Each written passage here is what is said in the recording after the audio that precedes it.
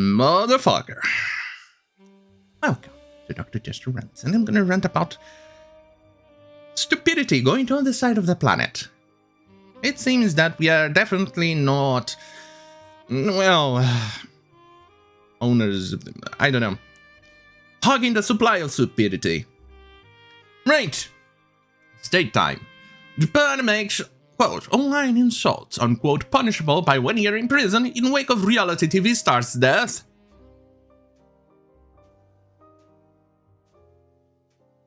Well, shit.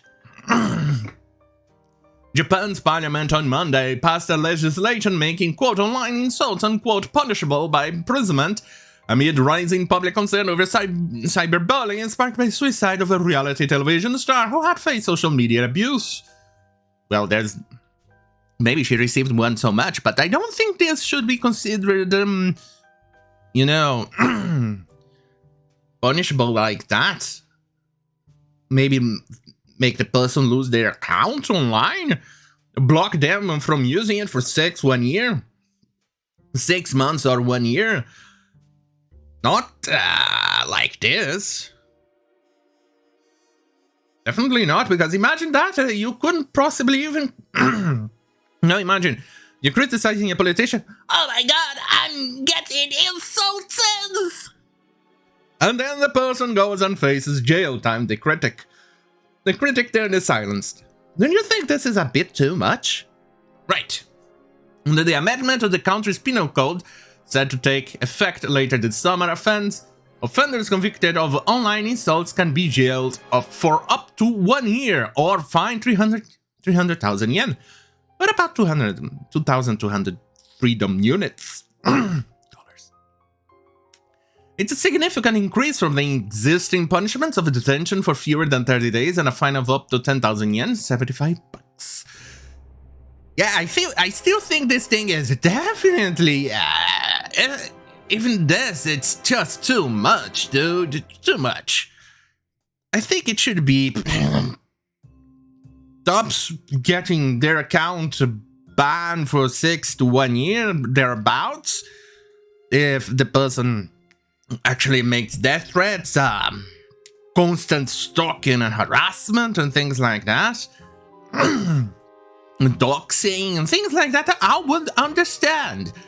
Yeah, for enacting the punishment I just said, but this is too much. But death threats, then yes, that one definitely jail time. Anyway, the bill proved controversial in the country, with opponents arguing it could impede free speech and criticism of those in power. Yeah, imagine a politician, especially somebody like AOC in Japan. Well, we get the Japanese, well, something like that. AOC, and somebody dares to criticize their lies about the, you know, that specific day in January. And she says, oh my god, I'm being insulted, it's harassment. And the person goes to jail for 1 year for saying anything against her narrative. It's just not good, dude. Very bad idea. Anyway, it was only passed after the provision was added, ordering the law to be re-examined 3 years after it goes into effect to gauge its impact on freedom of expression. Under Japan's penal code, insults are defined as publicly demeaning someone's social standing without referring to specific facts about them or a specific action. Okay, so that's very generic.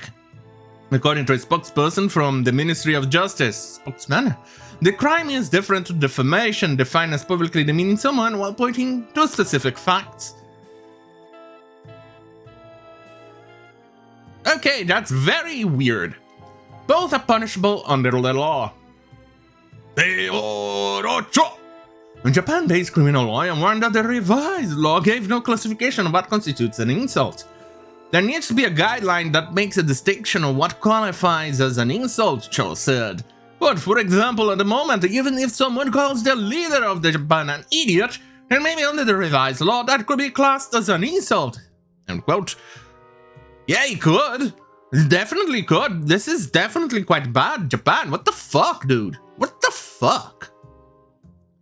What the actual fuckity fuck? Hanakimura! The issue of online harassment has gained prominence in the few years with the growing calls for anti-cyberbullying laws after the death of the professional wrestler a reality television star, hanakimura. 22, was known for her role in Netflix show Terrace House, died by suicide in 2020. The news triggered a grief for shocks nationwide, with many pointing to online abuse she had received from social media users in the months leading up to their death. Other cast members came forward to share their own experiences of online abuse. Soon after her death, top Japanese officials addressed the danger of cyberbullying and pledged to speed up the government discussion on relevant legislation.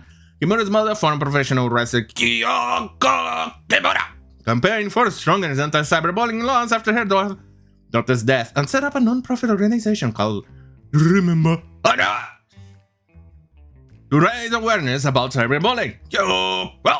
Held a news conference after the parliament announced a decision Monday, praising the new law. This is bad. I want people to know, quote, I want people to know that cyberbullying is a crime, end quote. I don't think this is classified as cyberbullying, this law. This feels more like criticism against politicians. Because trust me, the demographic that is going to abuse this law is exactly the people who passed it. The politicians. Anyway, she said that she hoped that amendment would lead to more detailed legislation. Yeah, I'm sorry. It won't. And generally, laws like this are rarely struck down. They just get either slightly more specific or they get worse. They never ever get struck down. Hey, once politicians get a glimpse of little power, they rarely let it go. And this is probably a very good example of that. Oh well, on that goddamn fucking hell, have a great fucking night. And remember, don't vote politicians like those who passed laws like this. Anyway, have a great fucking night.